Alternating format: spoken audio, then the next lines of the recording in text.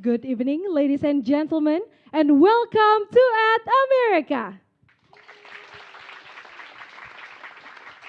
Thank you. You're joining us live for Indo-Pacific safety and security, protecting people, preserving peace.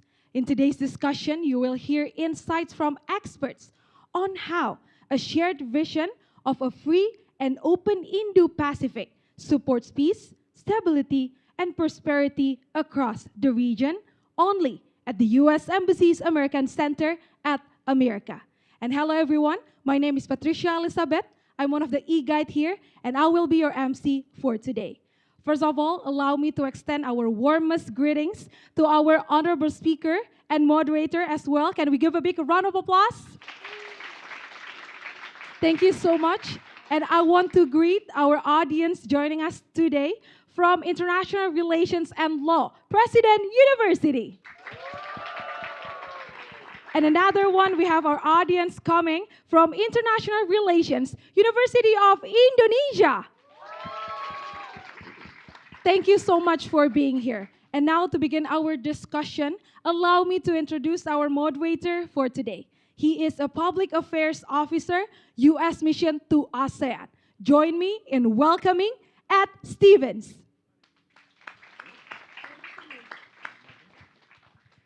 How are you doing today?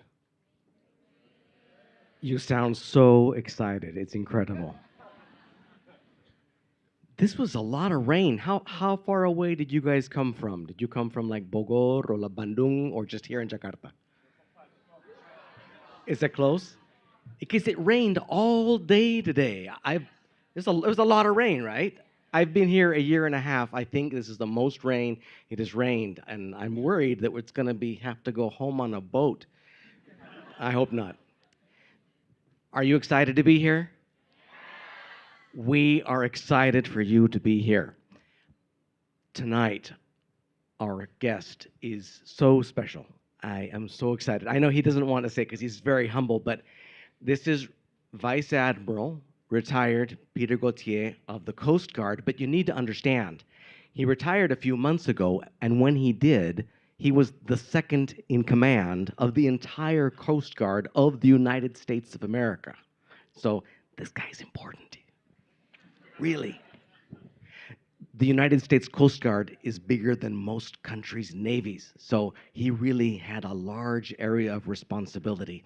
And I want to let him talk about some of the things he did, but it's really important to understand that the U.S. Coast Guard is very different from anything else going on. It's the only U.S. armed service that has police authorities. And you may not think, well, what's so special about that? It's very special. But he's going to talk about that. So let me just read a couple of the things he's done. He has had extensive Indo-Pacific experience since he also served as Deputy Commander of the Coast Guard Pacific area, where he was responsible for all Coast Guard missions across the Pacific and Indian Oceans. He's also served on the National Security Council staff, and that's another one that it doesn't sound like it's a very interesting job, but that's where all the really interesting stuff happens, National Security Council staff. And he has briefed Congress and the President on maritime issues. If you think about what the Coast Guard does, Vice Admiral Gautier has had experience with not only policing, but disaster response, international affairs, drug interdiction, port security, maritime policy and operations. So he's done it all. We're so excited to have him here. He's going to talk about some of the experiences he's had and the things he's learned, and then we will open it up for some questions after that. So now pay attention. We have brought some swag, some prizes, and I'm going to pay attention to some of the very detailed things he says. And whoever can answer my questions at the end will get some of our prizes. So with that, I turn the time over and ask you to help me giving a warm welcome to Admiral Gautier, please. Thanks. Thank you, Ad, for that incredibly flattering introduction. Hey, everybody, how we doing? I am wondering, so we have one university, we have another. Indonesia President University. Is there a rivalry between you two? Who has the better jackets, the blue ones or the yellow ones? All right, maybe we can figure that one out later. I understand maybe some aspiring lawyers in the audience, attorneys. Some folks are studying law, international relations. Okay. Um, well, look, I really appreciate your interest and your being here tonight. And as Ad said, brave in the rain. Um, Hu Jan Si Hadi Hadi. I understand that it's going to be raining here until Chinese New Year, so I think we look forward to those celebrations when it dries up a little bit and we can go outside a little bit more. So why am I here as a retired guy? The State Department called me shortly after I left the service of the United States Coast Guard, and I can tell you when you retire, it's nice to get a little bit more sleep and nice to be able to get more exercise, work out a little bit more, but then you find you have a little bit of time and you look for the purpose in your life that maybe you left behind when you left the service. And so when the State Department asked me to travel here in Southeast Asia, I just jumped at the chance and it's been terrific. Spent last week in Malaysia, this week in Indonesia, and then I'm going to Brunei and then Singapore from here, having conversations with students like you, with think tanks, with government officials, with local media, to just lift an understanding of maritime safety, security, environmental protection, maritime sovereignty, and strengthen the relationships between the United States of America and the terrific people here in Southeast Asia. So it really is a thrill, especially to talk to young people, which is something I really enjoy doing. So just a little bit more on the Coast Guard. As the United States turns 250 years old this year, the Coast Guard turns 236 years old. So it's an agency that started at the very founding of the United States because we were broke. The new nation had just fought the British and won the Revolutionary War, was just starting a federal government, didn't have any military services, and needed money. So our founding father, Alexander Hamilton, decided that we needed a small fleet of ships in order to collect customs duties at the entrance to our ports to provide revenue to the new nation. Guess what? Those were tariffs that were waged way back in 1790, and the Revenue Cutter Service, the predecessor to the modern-day Coast Guard, started that. And year on, year out, whenever there was a problem in the maritime environment that needed to be solved, a new agency was created. The fifth law in the United States of America created the Lighthouse Service to help ships enter and leave U.S. ports safely. It's the foundation of our AIDS to Navigation mission. Then, when ships found themselves in distress, another agency was formed called the Life-Saving Service, and a whole bunch of different life-saving stations with boats that could go rescue people were created on the coasts of the United States and then on the Great Lakes. And then in the 1800s, when the steamboat was invented, there were a lot of accidents. The boilers would blow up, the ships would catch fire, and many thousands of people died. So the United States formed something called the Steamboat Inspection Service for that. And each one of these agencies operated separately until 1915, when the United States Congress and the President decided that it was duplicative, that it was wasteful, and it just made a lot more sense to join all these agencies together to form the modern-day United States Coast Guard. And I mention this because it's an example of the service having lots of different roles and responsibilities. We have 11 statutory missions, and each one of those are based on a different law in the United States. And collectively, when it comes to international safety and security, they're based on international laws that are international conventions that are established at the International Maritime Organization, which is a United Nations body out of London. So it gives the U.S. Coast Guard tremendous power, combining all these authorities to do whatever we need to do to provide safety, security, and environmental protection at sea. So when we now look at Indonesia, like the United States, you are a maritime nation. It is mind-boggling to think of your nexus, your connection to the seas. 17,000 islands in the largest archipelago nation on planet Earth, 2,400 kilometers across from east to west, from Aceh all the way to Papua New Guinea. It is larger, it is more expansive than the United States' seas. And in that, you have 12 nautical miles out are your territorial seas, and then out to 200 are your exclusive economic zones where you, as Indonesia, have the rights to resource exploitation, fishing, oil and gas exploration, and other things out to 200 miles. You are a maritime nation. But we all face the similar sorts of challenges as maritime nations. Take illegal fishing. Over 90% of the world's fish stocks are either depleted or overfished. It's a real problem, especially for nations that depend on fishing for their food sources and for employment. And some nations are building and have built these massive, what we call distant water fishing fleets that operate around the world and deplete fisheries even more than they already are. People's Republic of China has the #1 distant water fishing fleet. Taiwan has the second largest. Spain has a large distant water fishing fleet. And that's a problem in terms of our sovereign interests in protecting our own fisheries. Then there's illegal smuggling, smuggling of people, smuggling of illegal narcotics, smuggling of goods that should be controlled by customs but are coming in and out of our countries illegally.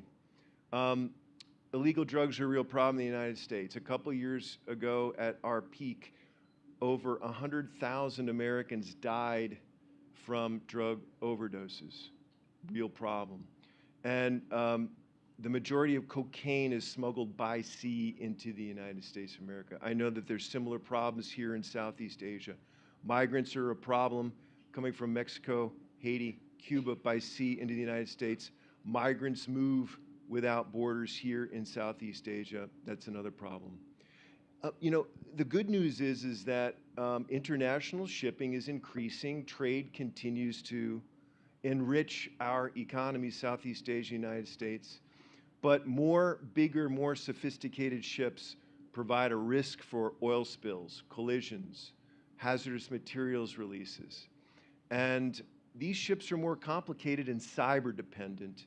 And cybersecurity is an increasing concern for the U.S. Coast Guard and for the world in that makes these ships more vulnerable to malicious activity, to accidents, things that we don't want to happen, a global problem. Many ships are part of what we call the dark fleet or the ghost fleet, which means that they lack a registry, they lack a flag registry, which is a requirement in international law. They may not be insured. These ships are carrying sanctioned cargoes, not just from the United States because it may be Russian oil, maybe Venezuelan oil, maybe Iranian oil, which is sanctioned. The EU also has sanctions, as does Australia, Canada, and other nations. And in fact, in 2023, your Coast Guard, Bakamla, boarded and seized 2 vessels that were shifting oil back and forth illegally. Those were stateless vessels. They were not flying a flag, and they were substandard. And in the process, they created an oil spill which jeopardized your environment as an example of that. And then Indonesia's on the doorstep of the South China Sea. The South China Sea is now one of the most contested maritime areas on planet Earth. The Red Sea is another one with what's happening there. But, and increasingly, the People's Republic of China are making assertions well beyond the territory, the maritime territory that they're authorized under international law with the 9-dash line, bolstered by some really sort of questionable and ambiguous laws. And they're being very aggressive in asserting what they claim are their rights, especially with our neighbors to the north, the Philippines, by doing really dangerous things like using fire hoses, lasers, by cutting anchors of fishing vessels, and by even ramming Philippine Coast Guard vessels. Incredibly dangerous activities there, which provides a maritime challenge here. So we all share these common issues as maritime nations, But the key here, the objective is our national sovereignty, which doesn't begin and end at land and water interface. It pushes out into territorial seas and exclusive economic zones, and even beyond when threats are going to be entering our waters that might jeopardize our national security. That's where Coast Guards come in. And we had the opportunity to meet with Bakamla yesterday, your Coast Guard.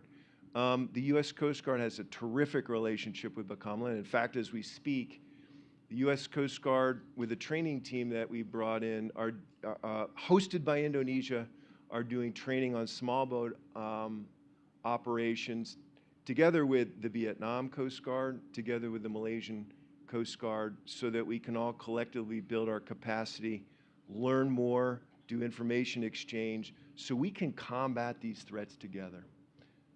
Ad, why don't I stop there? I'm doing a lot of talking, and at some point I'm really interested in a conversation with you all on what your questions are. Okay, thank you. And thank you for that background and that history. I have a bunch of good questions I'm saving for the end, so I hope everybody was paying attention. But now it's an opportunity for you to ask Admiral Gautier your questions. Before we do, I just want to remind everybody that Admiral Gautier is retired, which means that currently he does not represent the United States government. His opinions are his own. And here we are in an area where I'm sure they told you that we are not recording video or audio. And this discussion, we call this Chatham House Rules. What does that mean? That means that when we leave here, we can talk about the things we learned, but not about who said what. And that means that you all can feel free to ask questions very sincerely, very openly, and we can feel free to answer them very seriously, very openly, very sincerely. So please make sure that you follow the rules and don't record any video or audio or share that. So with that, let's move to the questions. And if you have a question for Admiral Gautier, please raise your hand and we will get a microphone to you. All right, back here we have a question on the third row back. That's you, yep, right there. You, yes. Good evening towards everyone, and to Vice Admiral Peter Gautier and to Mr. Ed Stevens. I would like to thank you for the opportunity to be given the questions. Allow me to introduce myself. My name is Zadeh. I'm currently a program officer of Peduli Hankam, a youth community concerned with defense and security issues. Here's my for my own question.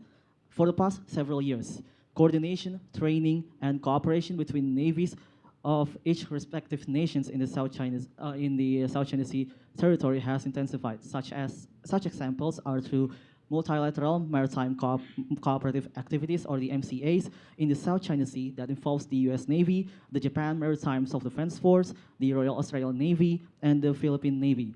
However, the implementation of the free and open Indo-Pacific does not only pursue the cooperation of navies in the region, but also to promote the rule of law, specifically in regards of maritime law. Currently, as Admiral Gautier mentioned earlier, the Philippine Coast Guard is the forefront maritime law enforcement agency that's fighting a certain actor who is attempting to violate those laws. However, considering the fact that Coast Guard's role specifically revolves around maritime law enforcement of each nation and does not cover military responsibility, is such example as the Combined Maritime Force, or the CMF, at the Red Sea would be possible to be implemented here in the South China Sea territory? That will be my question. Thank you very much. You've clearly done your homework. That's a heck of a question. And I sense that you have an answer to that question. And the answer should be yes. So as you've reflected, not only are Coast Guards linked together in the South China Sea, navies are linked together in the South China Sea. The U.S. Navy just hosted a major exercise in December of last year with Southeast Asian nation navies to do similar things, to build capacity together, to share information, to understand and maybe harmonize how we operate at sea. And then, what's most importantly is make a human connection with our counterparts so we can have affinity for each other, we can understand each other, and during a time of crisis, we can operate a lot better together. The U.S. Coast Guard's a hybrid organization. I described some of the authorities that we do. One of the things I didn't say was that we're a military service. We're one of the 6 military services in the United States of America. We fought in every war that the United States has been involved in since the American Revolution. That gives us power to be able to pivot and do what we need to do given a certain circumstance. If it's a combat operation, what we will typically do is we'll fall under the tactical control of the United States Navy. And for example, when the U.S. Coast Guard does a transit of the Taiwan Strait, we will then, instead of having a Coast Guard chain of command, we will have a Navy chain of command. We will be under the 7th Fleet's chain of command there. And to your point, given the challenges that we have, especially in the South China Sea, where sovereign interests of these nations are being jeopardized every single day. And as we see, like, sovereignty is being eroded by activities that are being done by our challengers and our adversaries. By handling those together, it provides a much more powerful tool to be able to counter those threats. And one of the great advantages that we have as vibrant democracies and allies and partners, friends in the nations in the South China Sea is we've got the best friends here, right? And quite frankly, China has terrible friends. Russia, Iran.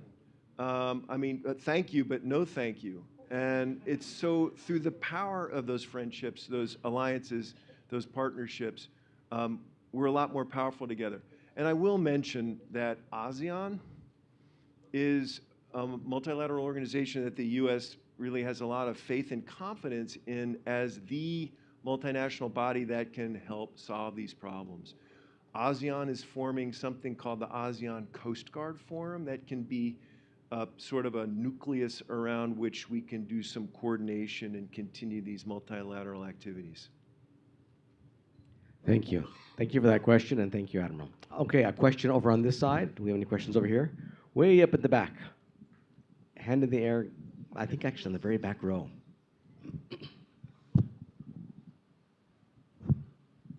Okay, so thank you for the opportunity. And good evening, Mr. Peter Gautier. My name is Aldi Fadila. I'm from International Relations Study Program at President University. So as you know, in International Relations Study Program, we have subject called International Law and Diplomacy and Ambassadorial. So it's just like easy question for you. So I just want to know that how does the Coast Guard address the human trafficking at sea in the Indo-Pacific Sea, and how does the U.S. like balancing from the international law and the diplomacy mission? Thank you. Thank you. Thanks for the question. So in terms of how the U.S. Coast Guard approaches illicit migration, and I mentioned there are a couple of what we say vectors, threat vectors for this in the United States, areas of common smuggling. One is on the Pacific coast between Mexico and California. I used to be the operational commander over all Coast Guard operations in California and then off of Mexico, Central and South America, primarily counter drug operations, and that's an area of daily human smuggling into the United States. And we see everything from jet skis to swimmers to yachts to fishing boats coming north into the U.S. Different sort of thing in the Caribbean. From Haiti, we'll see large wooden vessels that are overloaded, dangerous, and threaten the lives of the people who come from, desperate people who come from Haiti. And then Cuba, similarly. Mostly economic migrants who are leaving, leaving Cuba there. I will say,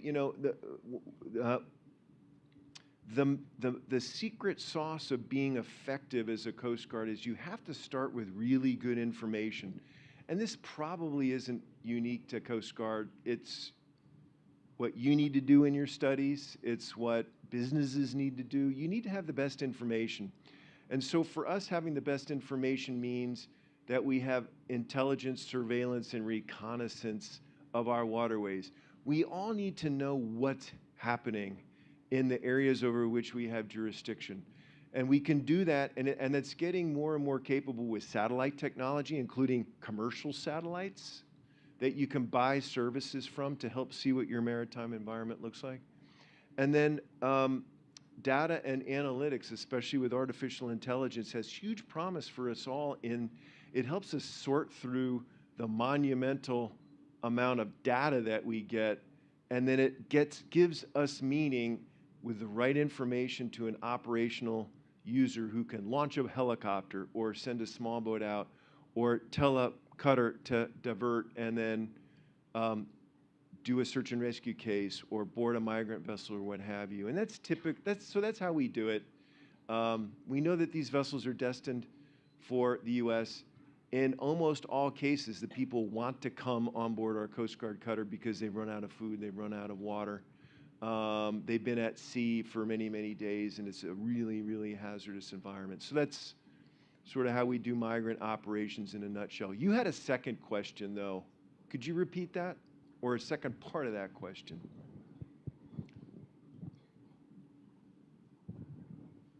So my second question is like how Coast Guard balancing from like diplomacy mission with also protecting and like preserving peace with other country. So I just want to know Yeah. that the balancing between international law and then also diplomatic mission. Yeah.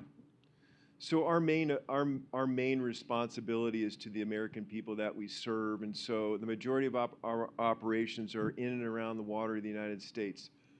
That said, we have this view that safety and security starts well beyond our waters, and it really spans the globe. Threats come from all over in the sea, and they can come from far afield. And if we can sustain the partnerships and help our partners conduct their own safety and security operations, that makes the whole maritime environment a lot safer for the world and for the United States. So we have to balance it.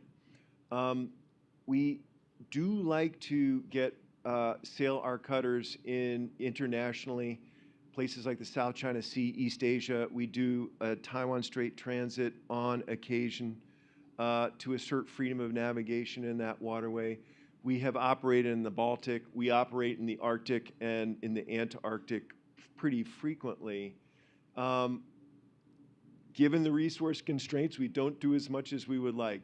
But what we do to make up for that is we use people to help close those gaps. We recently opened up something called the Southeast Asia Training Team out of the Philippines. That's the Coast Guard training team that's in Batam as we speak, that's doing the training with Indonesia and our partner nations. We have liaison officers in embassies in Southeast Asia that can do the human-to-human contact to answer questions. We have foreign military sales, which help, and exchange programs where we can help use excess Coast Guard property and supply those to our partner nations. So we're not a resource-rich organization, but through that, we become really innovative, and we use everything that we have to best advantage. We want to do more with partners, but we do quite a lot. Thank you. All right, let's move back over to this side. Okay, gentleman here, third from the left. Yes. And while we're getting the microphone to him, you said a word, a Coast Guard cutter. What is a cutter? A cutter is the vernacular for a ship. A cutter, anything under 60 feet, under 20 meters, we call a boat. Anything above that is a ship, and in our vernacular, it's a cutter. Thanks for that. Does the Navy call their ships cutters as well? The Navy sadly does not. Does not. Only the Coast Guard. So if you say cutter, it's a Coast Guard ship. Cutter's a cooler name, Cool, wouldn't totally. you agree? And I think Coast Guard members of the Coast Guard also are called coasties, right? So it's very cool. Coasties on their cutters. It's very cool. Okay. Good evening, Mr. Gautier and Mr. Stevens. My name is Abdullah. I'm a student here at the University of Indonesia, International Relations. My question wouldn't be as impressive as his, but I would like to ask it anyways. I would ask regarding also the South China Sea question. As of recently, President Trump has been at a sort of, I guess, on a roll regarding peace deals, the one in Israel and Palestine. And last year, Mr. Trump attended the ASEAN summit last year and signed the Kuala Lumpur peace accords between Cambodia and Thailand. Based on that, I would like to ask the question, is there any talk of the President or America addressing directly the issue of South China Sea, the dispute? Because so far, from what I've read, the US have been sort of, against China in that issue, but not necessarily becoming sort of a main actor to bridge the gap between the Southeast Asia and China. And based on that, how would the US sort of navigate the complex relationship between ASEAN and China? Because despite the South China Sea problem, China is still the top contributor to the ASEAN markets, with the US being behind. Second, I mean. Yeah, understood. Thanks. So as I mentioned, I came from Malaysia, which hosted the President, the Secretary of War, and the Secretary of State in meeting with ASEAN counterparts as the chair of ASEAN shifted from Malaysia to the Philippines. That's a signal that this administration, the President and this administration, is very supportive of ASEAN as a multilateral organization that solves problems and keeps the peace. I think that's a pretty solid demonstration of that. Some may question this administration's support of multilateral institutions. You're probably seeing what's going on in Europe with NATO and so on. But ASEAN is one that the administration very much supports. South China Sea is very much on the minds of this administration. There was a document that was published in early December called the National Security Strategy. If you have an interest in if you want to know really what the United States foreign policy interests are in the minds of this White House, I would urge you to read the document. It's not that long. National Security Strategy. And it talks about 3 regions of the world, and it describes really quite different approaches from the United States to each of the 3 regions: Europe, the Western Hemisphere, and Indo-Pacific. It takes a very advanced and muscular view of the Western Hemisphere because, this administration was elected largely because of Americans viewed that there was unfettered illegal migration that was coming over our borders into the United States, which had become quite unpopular, and the President ran on a platform of dealing with that. And the White House views the threats coming from the Western Hemisphere as the most urgent to the U.S. Drug smuggling, and I mentioned how many Americans died from that, and human smuggling being something that's in our neighborhood. So the strategy talks about that very strongly.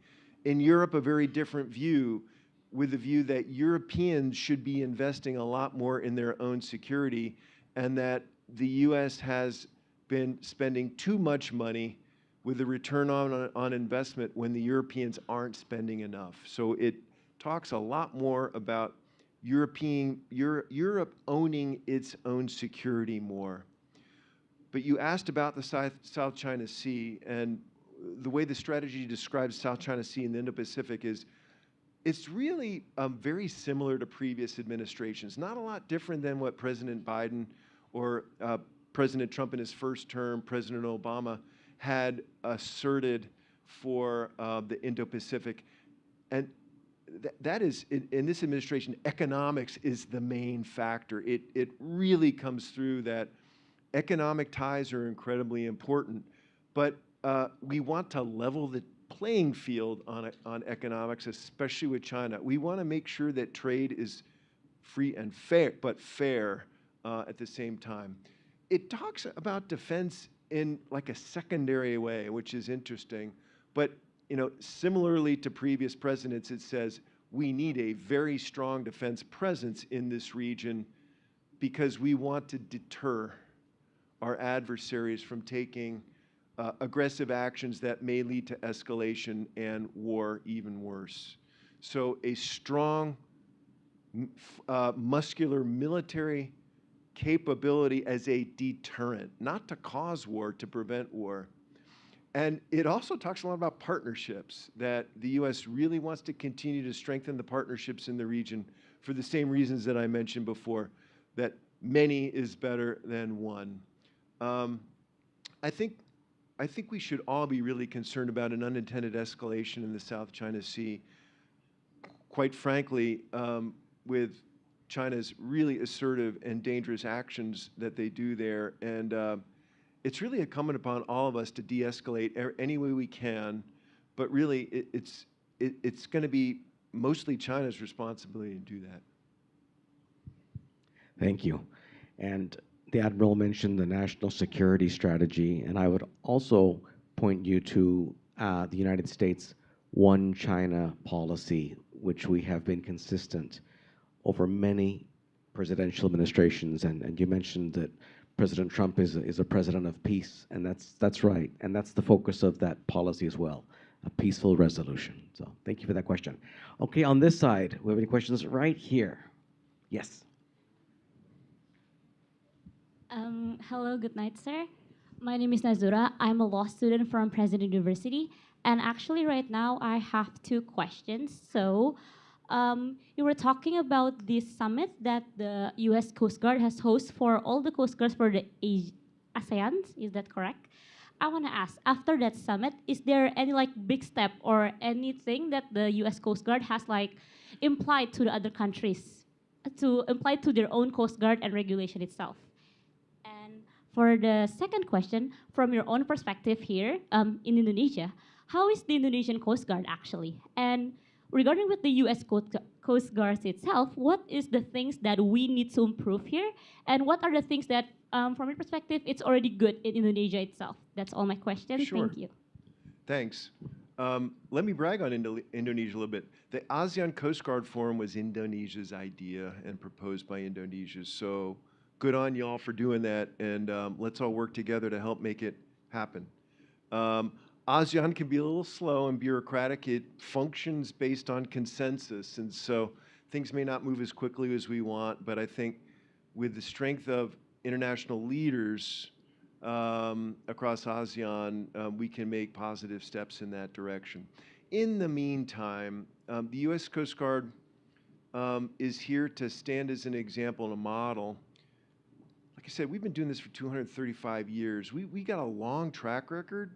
And if there are lessons we can help with for the younger Coast Guards, we're really happy to do that. And so, like I mentioned, I think as the formalized process might happen through ASEAN, we still need to do joint trainings, joint capacity building. But here's really what success looks like: joint operational planning and joint operations, even in each other's EEZs. So if we can reach a point where, say, Malaysia Maritime Enforcement Authority plus Bakamla plus U.S. Coast Guard can do a joint operation to patrol the Indonesian EEZ to catch illegal fishers or smugglers, I think that'd be pretty cool and would benefit everybody. So we want to keep moving forward on that. And so on the Indonesian side, Bakamla specifically, we're among friends here. So what I will share with you is there's some struggles there. Great people, really, really good young people. We had an opportunity to sit down with junior members of that service, and they're eager to serve. They're smart, motivated individuals. But there's some structural problems in Indonesia to help them be as good as they can be. The number one thing is there are over 24 laws that govern the maritime in Indonesia. Now, Indonesia has been trying to neck that down and harmonize that through an omnibus law that I understand almost passed in 2022, but failed. And so Indonesia, in my view, really needs a statutory solution that pulls together the different laws to harmonize and rationalize those, number one. There are over a dozen maritime authorities in Indonesia. There's one for, you could probably tell me this, you're an aspiring lawyer, but there's a fisheries agency, there's a customs agency, there's a marine police that actually has ships that are larger than Bakamla's. There's a navy, you have a navy. And there are also, like, as I understand it, like maritime legal agencies and other agencies. And what I hear from my counterparts who are experts in the embassy, what I hear from my Coast Guard International Affairs folks who know these issues, and what I hear from Bakamla is that creates tensions and frictions. It creates overlap and inefficient use of resources. And in some cases, it creates gaps. For example, if one agency goes out to respond to, say,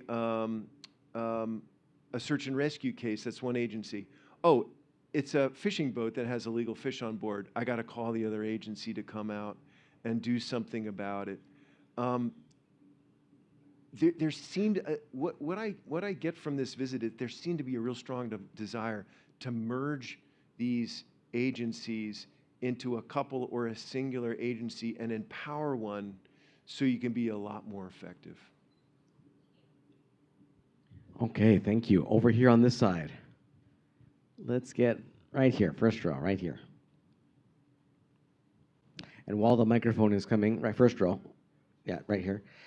How long did it take in the United States for the Navy and the Coast Guard to clearly delineate their responsibilities? Well, that one's an easy one. We existed before the Navy.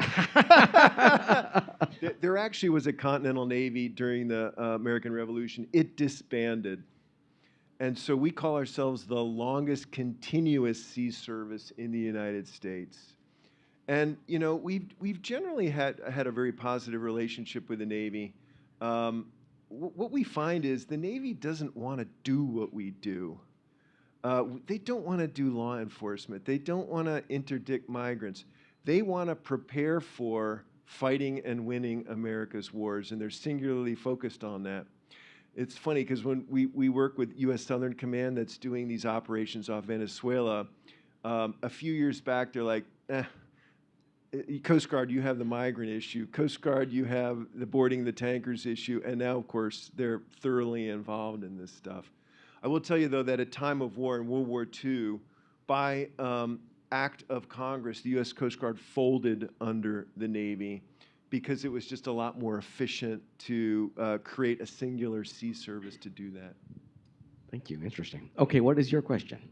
Okay, good evening. My name's Josefa. I'm a final year student of International Relations from University of Indonesia. My question is regarding today's topic. Can you share one of the most memorable maritime conflict for you that you can mention involving the U.S. Coast Guard during your time as the second person in command, and how the conflict evolved during that time, and how did you settle on the solution on that conflict? Thank you. Yeah, conflict. Does conflict have to be with another country or another entity or what? My favorite one. Well, like the most memorable one. Yeah. So I have been really fortunate to have been, in many cases, at the right place and at the right time to be involved in the things that are making the news in the United States of America. So I was a first responder on 9/11 in Lower Manhattan.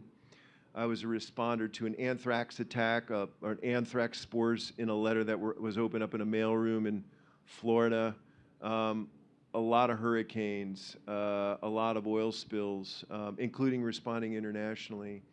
Let me give you the most current example, maybe, and that was the Key Bridge disaster. This happened a couple of years ago. You can go on YouTube and say Key Bridge collapse. And what had happened was early in the morning on a weekday, a 950-foot long cargo ship. What is that in meters? 300 meters, 300 meters. 300-meter long cargo ship, container ship, just got underway from the port of Baltimore. It lost electrical power, which meant it lost steering and it lost its engine control. And it catastrophically collided with a bridge pier, and in seconds, the third longest truss bridge in the world collapsed into the waterway. 6 people died. It was miraculous that it wasn't more people who died, but due to the quick thinking of the pilot on board the vessel who radioed the bridge operator, the police were able to secure the bridge 90 seconds before the ship struck it. So it's a recent example for me. I didn't play an official role in that response, but just because I have some experience in this area, I sensed what needed to be done at the political, operational level, and I inserted myself in places where I saw things needed to be done and problems needed to be fixed. And what it did, or what I hope it did, was it shielded the responders from the distractions of politics and let them do what they needed to do. So I spent a lot of time at the White House, briefing White House officials. I briefed the President of the United States, President Biden. I participated in a press conference there in the White House with Secretary Buttigieg, our Secretary of Transportation, to try to help the community that was impacted heal a little bit and have some hope after this really traumatic event that had happened just outside the city of Baltimore. And again, like help the responders have the room they needed to respond, help the political folks engaged be fed with good information and build confidence in the response, and then just help agencies get along together. The Army Corps of Engineers was involved, and state and local agencies, and just sort of be the grease in the machine, maybe, is the way I'd put that. Thank you. All right, over here on this side now. Question on this side. All right, let's go right here on the edge, yes. Yes. Good evening, Admiral. My name is Yobel Felixio, and I'm a second-year law student at President University. And I've been looking into open source open source intelligence and so many others open source intelligence investigations, like as we can see in marine traffic, and also so many YouTube videos are of my interest. And this has exposed how massive dark fleets that turn off their AIS to conduct IUU fishing. And my question is, how do you think is the Coast Guard leveraging commercial satellites, satellites data like SAR and light detections to track these dark vessels in Indo-Pacific specifically? And is there a plan to share this real-time dark target data directly with partners like Indonesia's Bakamla to help us enforce our economic exclusive zone? Thank you. Thanks for the question. So you mentioned shadow fleet, but then you said IUU fishing, or are we also talking about illegal crude oil shipments in the dark fleet? Typically, when we talk about dark fleet, we talk about tankers and cargo ships. Actually, this is the fleets that do illegal, unregulated fishings, Yeah. but they turn off their AIS, so it is undetected. Yeah, thanks. Unfortunately, it's many thousands, and I don't know if any of us know the extent or the number of fishing vessels that fish illegally. And it's tough because in some locations it could be legal fishing, in some times they'll turn over their AIS, and for fishing vessel they have something called VMS, vessel management systems, that are requirements of coastal states so they can track their fishing fleets. They'll spoof or they'll turn those off as well. It is ubiquitous. It is very common around the world. It's very common in certain locations like in Western Africa. It's very common off of Ecuador. That's a really rich fishing ground. It's common here in Southeast Asia and in the deep Pacific. I'll give you an example of what the U.S. Coast Guard did to help Ecuador deal with this problem. The fishing fleet there is almost exclusively octopus fishery and squid fisheries. And they use lights in the water in order to attract the squid so they can fish them. You can see this from space. Satellite data will light up, they're so expansive, they will light up these fleets. And they were fishing around the Galapagos Islands, which is a marine protected area, incredibly important to our global ecosystem. And so we collected information from satellites and from a cutter in the area, and we provided to the government of Ecuador so they could do what we call name and shame. The Chinese government sort of out them as sort of defying international rules. And it helped with the Ecuadorian population to understand the problem that was on their doorstep. So the Coast Guard does use satellite data pretty frequently, and it's really two types. There are U.S. government satellites under an agency, National Geospatial Intelligence Agency, and then there's all this commercial data now, which is really brand new, and they've got really good coverage in a lot of places, and it's open source, non-classified. Anybody can use it. And there are non-governmental organizations that are now cropping up that are very effective in tracking this illegal fishing. So I think we can help each other by sharing the open source information that are coming from these commercial satellites.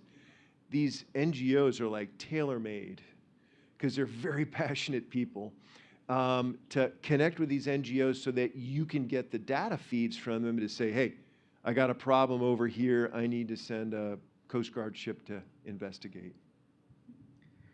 Okay, thank you so much. We are almost out of time. I want to take one more question on this side, but first, before we do that, I'm going to ask my questions to see who gets our prizes. So, Fidi, if you can get ready.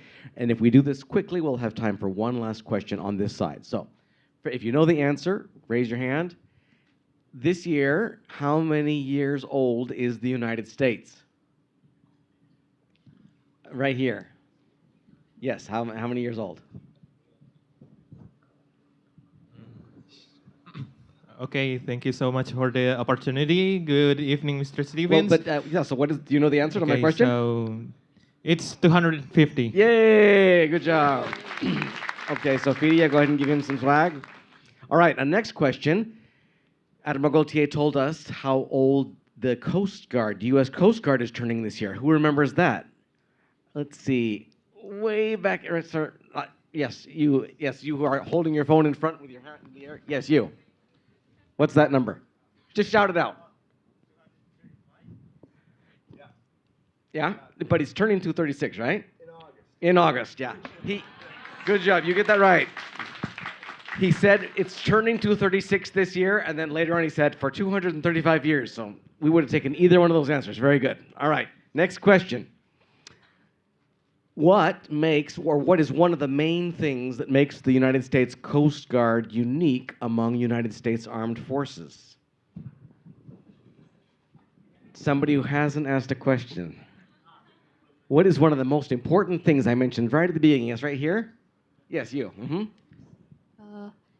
The ability to enforce law. That's right, policing authority. Very good, yes. And clearly a future successful lawyer. Lawyers got to be able to listen to those very tiny details and say, that's important. Excellent. Okay, next one. Oh, this is going to be a tough one also for the lawyers. How many statutory missions does the U.S. Coast Guard have? How many laws are there that govern what the U.S. Coast Guard does? Back here, all the way in the back, yes? If I was not mistaken, it would be 11 statutes. Very good, yes. A lot of great future lawyers. I hope not politicians. I shouldn't say that. I know. I'm just kidding. All right, here we go. A couple more. What % of the world's fish stocks are depleted or overfished? What percent of the world's fish stocks are depleted or overfished? Nobody on this side? Okay, right here on the far right with the mask. With the mask, yes. Over 90%, yes. Unfortunately, that's correct. All right. And let's see here. Okay, have to do with shipping. Why is cybersecurity important for shipping? Right here? Yes. Is this the same person that answered before? No. Different person. Okay, good. Yep. Right. It tracks boats, locations, and shows their identification and such. Well, I'll give it to you because we need computers to do that. So just like everything else, ships have more computers, and the more computers there are, the easier, well, the more of a problem it is if they get hacked. So cybersecurity is more important for everything because computers are everywhere. Okay, so go ahead and give that to him. And do we have, how many more do we have? 2 or 3? 4 still. Okay, let's see. Really quick, because I want to have time for that one last question over here on the right. Okay, what is a cutter? I want somebody over here to answer. What is a cutter? What is a cutter? Okay, sir. And what is the difference between a cutter and another type of... How would you, if you saw something big and floaty in the water, how would you be able to say, this is a cutter and this is not a cutter? The difference is what? Well, let's go ahead and give him something, and then anybody who can answer the difference, what's the major difference? Way back there, you just raised your hand with the glasses. Yes, what's the difference? By the way, I love the fact that you, sir, are listening to that young lady next to you when she told you to raise your hand. Wouldn't that... Did you say she's your wife? No. I'm just kidding. Yeah, and what was the difference back here? Wouldn't that be the length, sir? Like and 60, what is the length? 60 feet or something? That's right. All right. Do we have any more, Fidia, or is that the last one? Fidia, do we have any more, or is that the last one?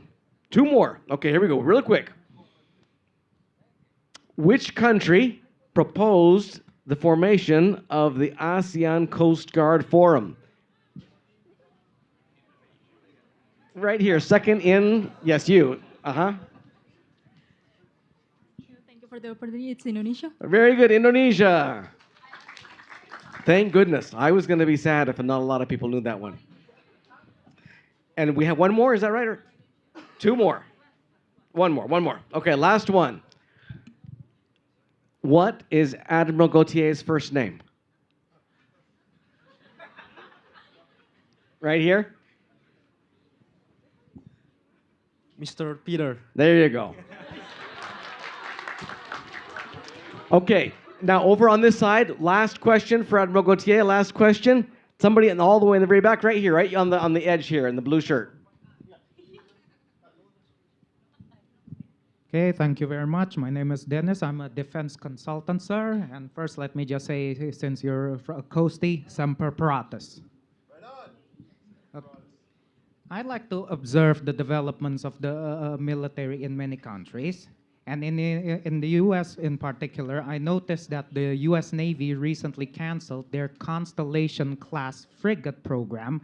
And it seems the Pentagon is moving forward with a frigate based on the design of the National Security class, the Legend-class cutter that is now used by the U.S. Coast Guard. I assume you have been in command of a ship, so what can you tell me about your opinions about this? Because both ships will ultimately be of different requirements and will be different suited set of missions. Thank you. Yeah. Well-informed question. So the reason this is happening, the reason you're seeing a number of classes of naval vessels canceled is because the U.S. in our process for buying ships has had a lot of problems. It's bureaucratic. The system is incentivized to comply with rules to make sure there's no corruption, and it's not incentivized to produce really effective ships on time and on budget. It's been a real problem. So this administration, this Secretary of the Navy has decided that's enough. And part of this is because the Navy, less so the Coast Guard, but mostly the Navy, they keep wanting more and more and more out of the requirements of their ships. So they'll have a design, the design will change, and again, and again, and again, and it gets expensive and delayed. So this Secretary of Navy says, every change that happens in design, I have to approve. And they're streamlining the process for buying things. And I think the Navy senses that they're way behind on fielding new classes of ships as they decommission old ones.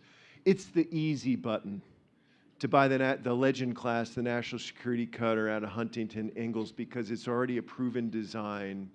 Now, my view is that it's a great platform, but there's some changes that are going to be made, need to be made in terms of weapon systems, in terms of armament and other things to make it a naval vessel.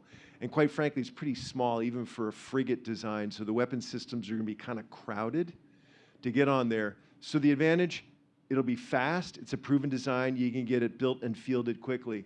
The disadvantage is that you're going to take some hits on the capabilities that that ship's going to have. Well, thank you. That was a great question. You are a true nerd, and I salute you. All right. Thank you so much, Admiral, for those wonderful answers. Thank you so much. You guys have been terrific. What a wonderful audience. Thank you. Yes, thank you for all of your wonderful questions. Patricia, we will turn the time back over to you. Thank you so much, Ad Steven, as our moderator for today, and our speaker, Vice Admiral Peter Gautier. Can we give a big round of applause to our moderator and speaker? And also, thank you to our audience, especially from, on my right side, President University. And on my left side, University of Indonesia. And to get to know more about Ad America, you can follow our social media. We have on Instagram, Facebook, X, YouTube, AT America. Once again, thank you so much for tuning in with us. My name is Patricia Elizabeth, and see you at the next Ad America events. Bye, everyone!